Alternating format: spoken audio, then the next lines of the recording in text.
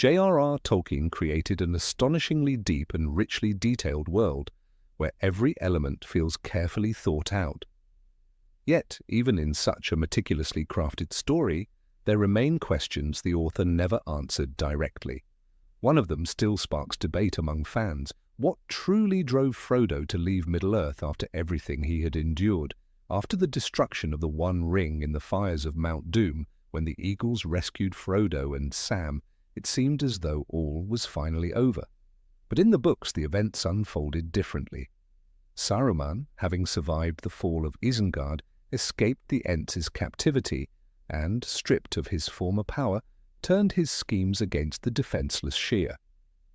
With the help of hired ruffians, he seized Frodo's homeland, but when Frodo, Sam, Merry, and Pippin returned from the war, they rallied the hobbits and freed their land. Only then did Grima, worn down by humiliation, kill his master. Peace returned to the Shire. Sam became mayor, with Frodo as his loyal deputy. Yet years of quiet life did not bring Frodo peace. Old wounds from the Nazgul's blade, Shelob's venom, and Gollum's teeth still ached. But perhaps it wasn't only the pain. Some theories suggest that even after the ring's destruction, its shadow lingered in the ring-bearer's soul. He felt a strange emptiness, as though he had lost a part of himself. Moments surfaced in his memory when he could have claimed its power, and though he had resisted, the temptation still gnawed at him. Some believe he was also driven by guilt. Tolkien wrote that no being in Middle-earth could willingly throw the ring into the fire. In the final moment, Frodo fell victim to its power, and only chance, in the form of Gollum, led to victory. Perhaps he felt he had failed those who trusted him and longed to go somewhere no one would remind him of it. There is also a simpler version. Frodo had always been drawn to the elven lands.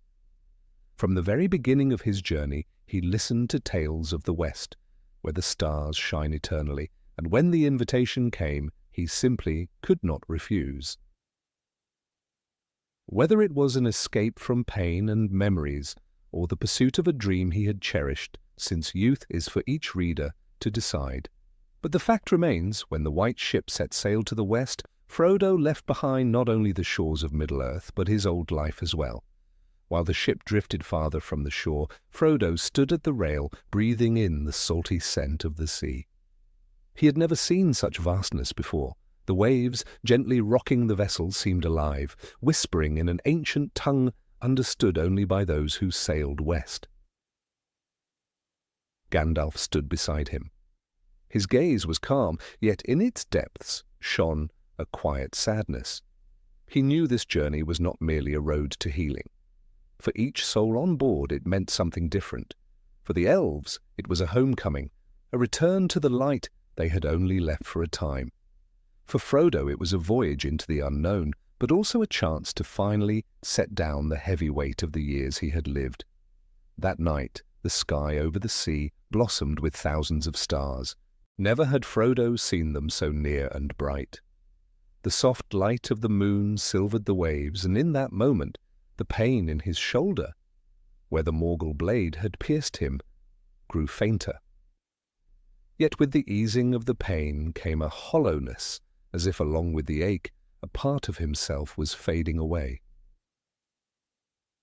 Time flowed differently at sea.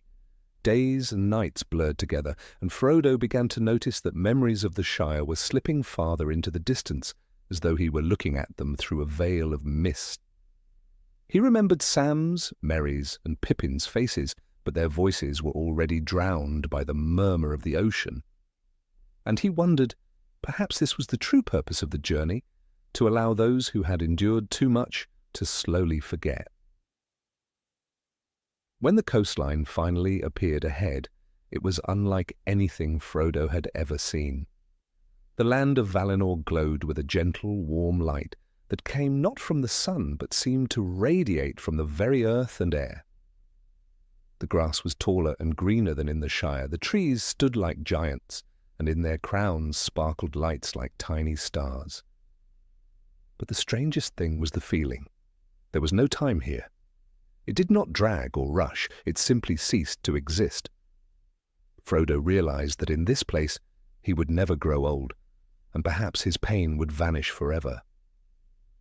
Yet along with this came the knowledge that there would be no path back. Gandalf quietly placed a hand on his shoulder. "Welcome home," he said, and in that moment Frodo understood that home was no longer the green hills and cozy burrows. That home was in the past, and he himself was now in a new world, one that would forever change who he was.